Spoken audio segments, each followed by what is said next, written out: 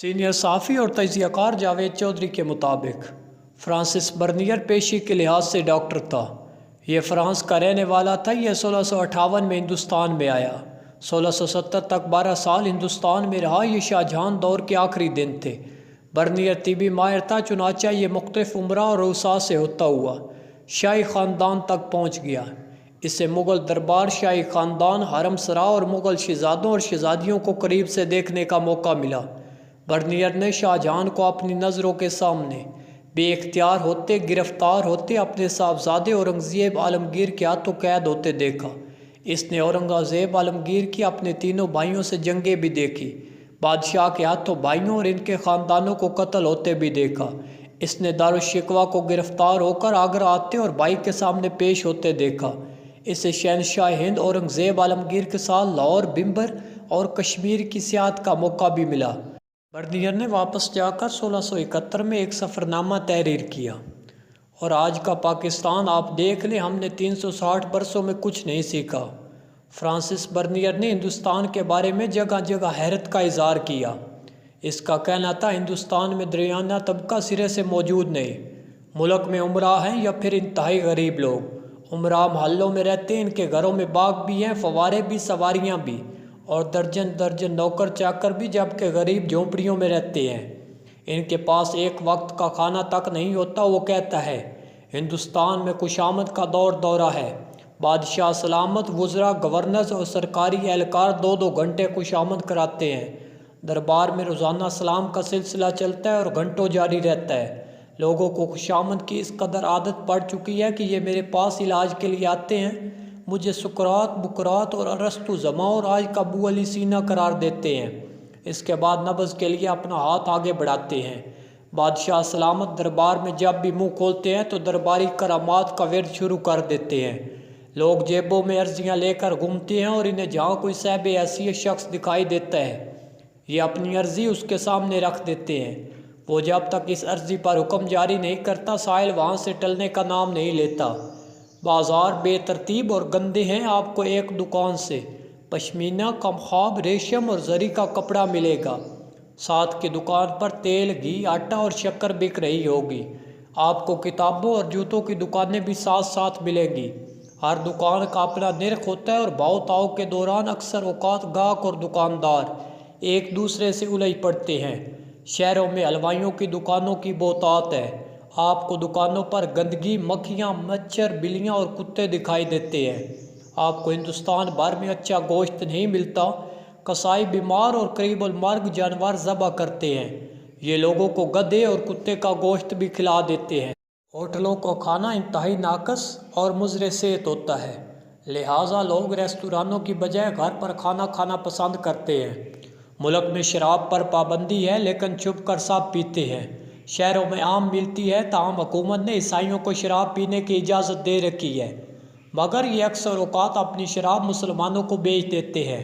ملک بھر میں جوتشیوں کی بھرمار ہے۔ یہ دریاں بچھا کر راستوں میں بیٹھ جاتے ہیں اور لوگ ان کے گرد گھیرا ڈال لیتے ہیں۔ ملک میں پینے کا صاف پانی نہیں ملتا، چنانچہ امراء اونٹ پر پانی لاد کر سفر کے لیے نکلتے ہیں۔ ہندوستان کی مٹی زرخیز ہے، لیکن زراعت کے طریقے قدیم اور فرسودہ ہیں، چنانچہ کسان پوری پیداوار حاصل نہیں کر پاتے۔ ہندوستان کی زیادہ تر زمینیں بنجر پڑی ہیں۔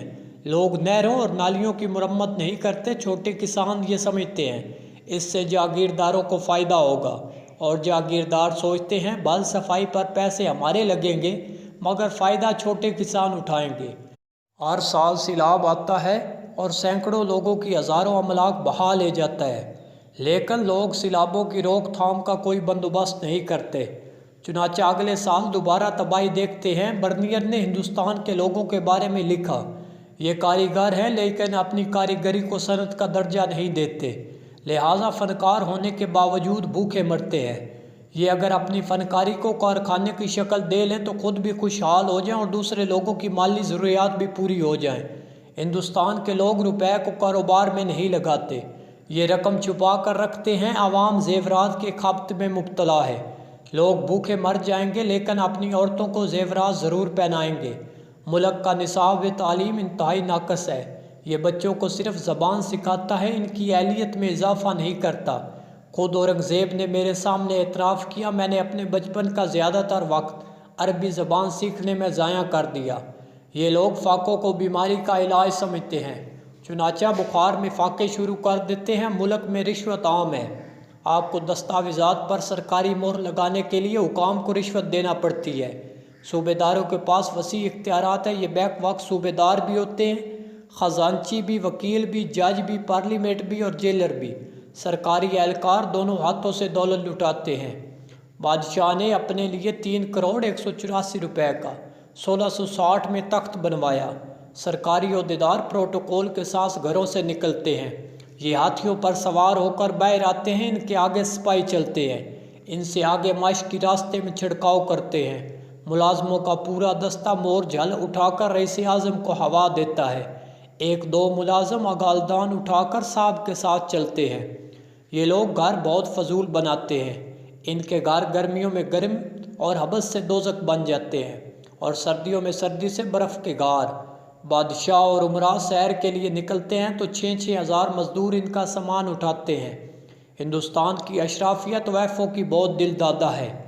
ملک کے تمام چھوٹے بڑے شہروں میں طوائفوں کی کوٹھے ہیں، امراء اپنی دولت کا بڑا حصہ ان پر نچھاور کرتے ہیں۔